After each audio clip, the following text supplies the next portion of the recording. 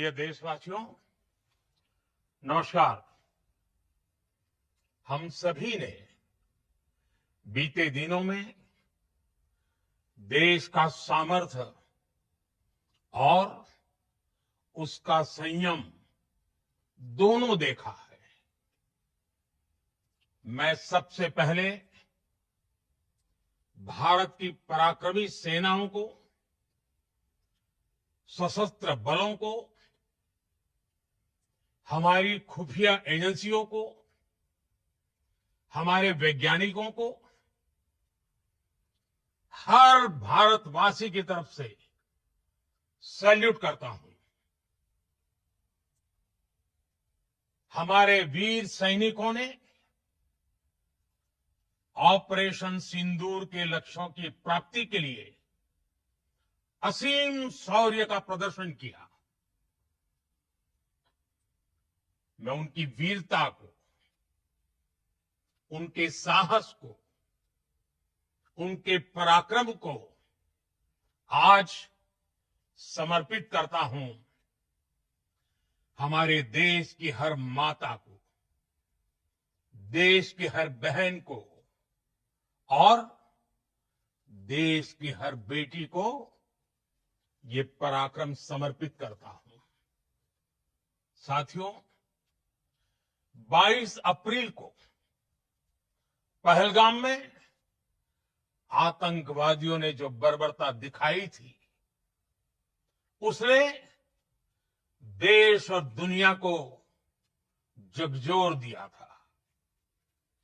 छुट्टियां मना रहे निर्दोष मासूम नागरिकों को धर्म पूछकर उनके परिवार के सामने, उनके बच्चों के सामने बेरहमी से मार डालना, यह आतंक का बहुत विभत्स चेहरा था, क्रूरता थी। ये देश के सद्भाव को तोड़ने की घिनौनी कोशिश भी थी। मेरे लिए व्यक्तिगत रूप से ये पीड़ा बहुत बड़ी थी। इस आतंकी हमले के बाद सारा राष्ट्र, हर नागरिक, हर समाज, हर वर्ग, हर राजनीतिक दल एक स्वर में आतंक के खिलाफ कड़ी कार्रवाई के लिए उठ खड़ा हुआ। हमने आतंकवादियों को मिट्टी में मिलाने के लिए भारत की सेनाओं को पूरी छूट दे दी और आज हर आतंकी, आतंक का हर संगठन जान चुका है कि हमारी बहनों बेटियों के माथे से सिंदूर हटाने का अंजाम क्या होता है। साथियों, ऑपरेशन सिंदूर ये सिर्फ नाम नहीं है, ये देश के कोटि कोटि लोगों की भावनाओं का प्रतिबिंब है। ऑपरेशन सिंदूर न्याय की अखंड प्रतिज्ञा है।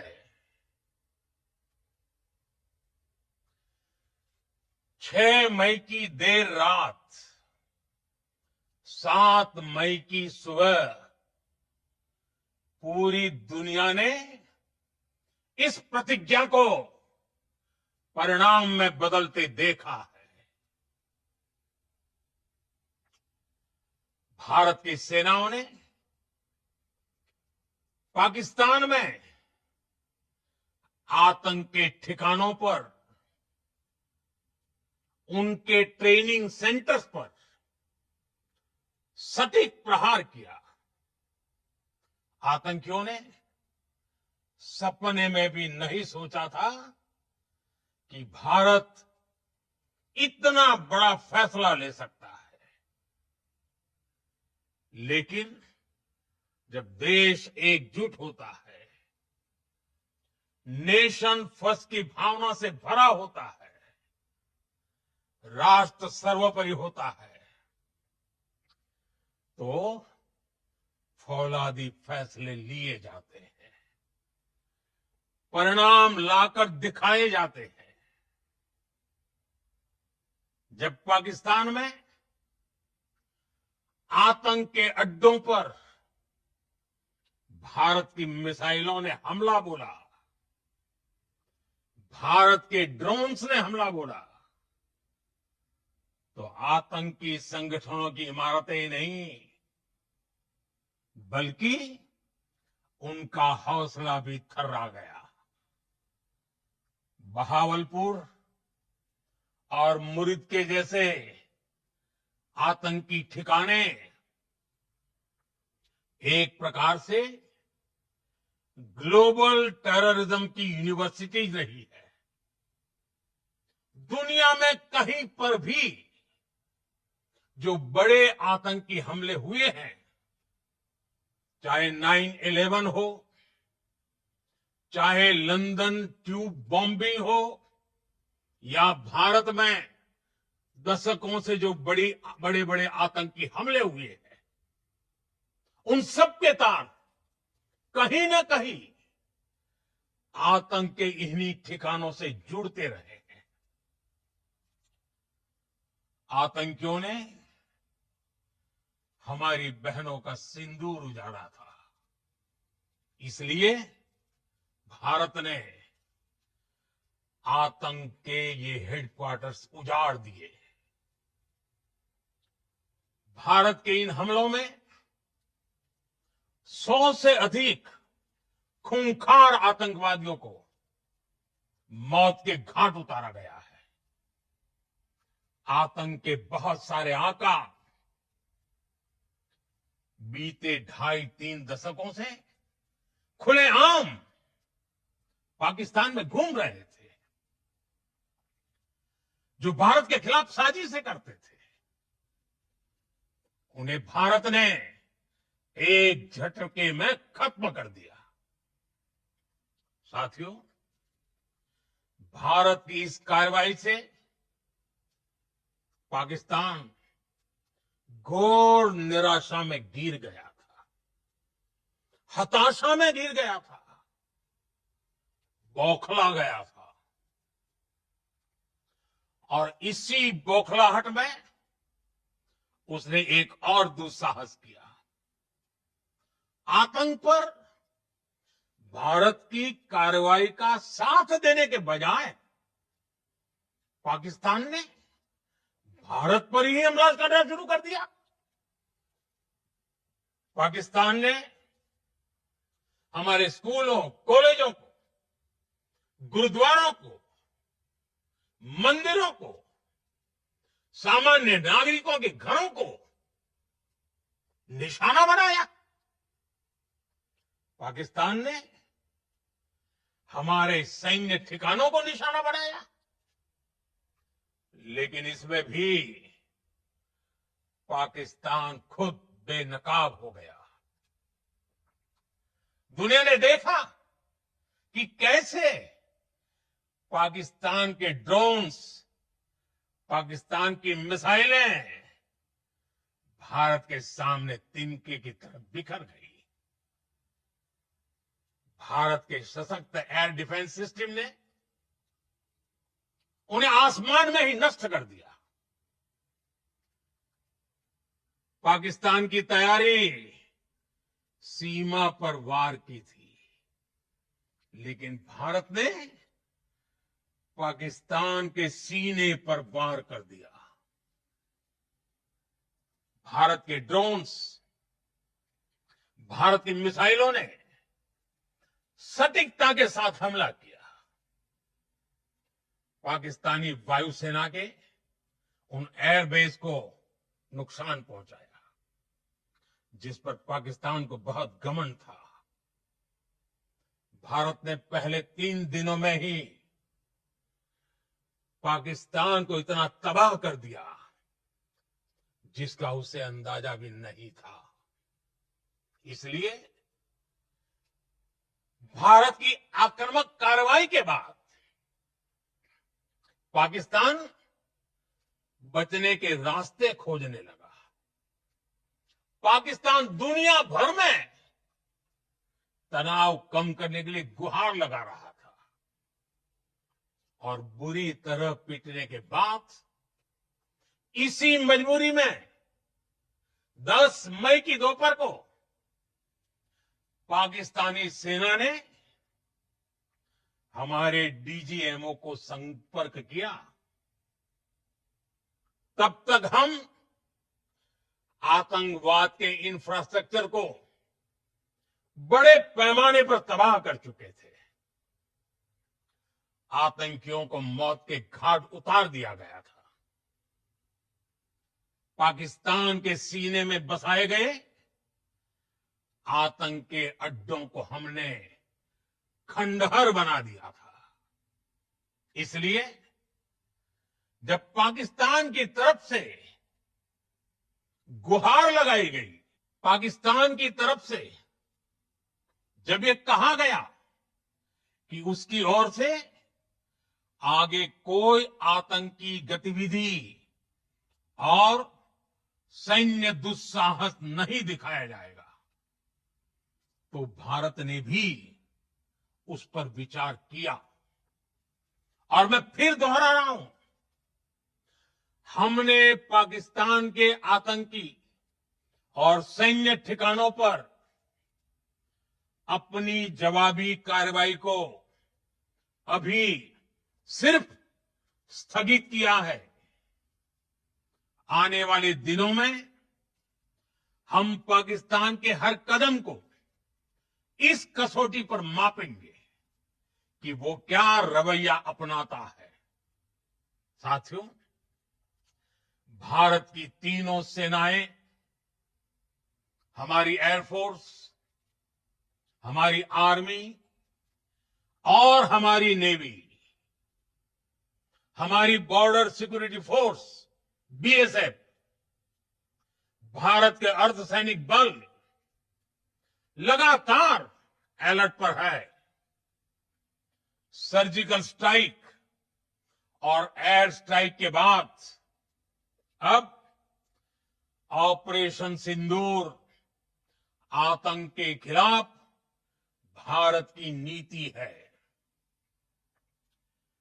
ऑपरेशन सिंदूर ने आतंक के खिलाफ लड़ाई में एक नई लकीर खींच दी है। एक नया पैमाना, न्यू नॉर्मल तय कर दिया है। पहला, भारत पर आतंकी हमला हुआ तो मुंह तोड़ जवाब दिया जाएगा। हम अपने तरीके से, अपनी शर्तों पर जवाब देकर रहेंगे। हर उस जगह जाकर कठोर कार्रवाई करेंगे जहां से आतंक की जड़ें निकलती हैं। दूसरा, कोई भी न्यूक्लियर ब्लैकमेल भारत नहीं सहेगा।